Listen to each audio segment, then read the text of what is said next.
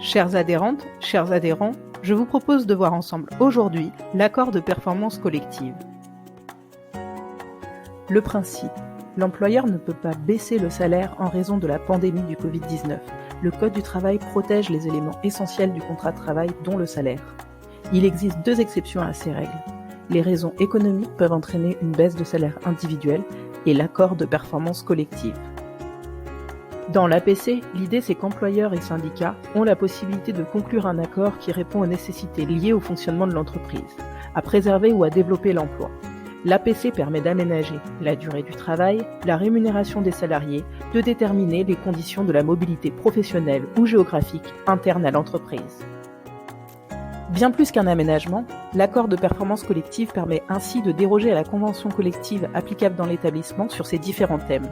Les clauses de l'accord qui ne rentreraient pas dans ces thématiques ne peuvent donc pas se prévaloir de l'APC. Pour la mise en place, l'accord doit être conclu selon les modalités légales, c'est-à-dire signé par les organisations syndicales ayant recueilli plus de 50% des suffrages exprimés lors des dernières élections, pour celles représentatives, ou 30%, et être validé par référendum. Dans les entreprises dépourvues de CSE, il peut être négocié et conclu selon les modalités légales en fonction de l'effectif habituel de l'entreprise. Il appartient en partie à cette négociation de déterminer la durée de l'accord. À défaut de précision dans l'accord, cette durée est fixée à 5 ans. L'accord cesse de produire ses effets lorsqu'il arrive à expiration.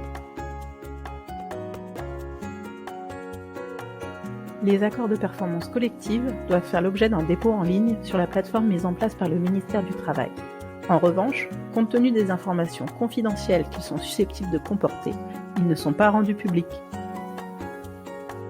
Une fois l'accord conclu, l'employeur doit informer les salariés de son existence et de son contenu, ainsi que du droit, pour chacun d'eux, d'accepter ou de refuser l'application de l'accord à son contrat de travail. Cette information, qui peut être faite par tout moyen conférant date certaine, est importante, car c'est à compter de cette date que débute le délai de réflexion d'1 mois laissé aux salariés pour refuser l'application de l'accord. Pour les salariés acceptant l'application de l'accord, les stipulations de l'accord se substituent de plein droit aux clauses contraires et incompatibles de leur contrat de travail. En cas de refus, cela constitue un motif spécifique de cause réelle et sérieuse. La procédure de licenciement pourra et devra alors être engagée dans les 2 mois.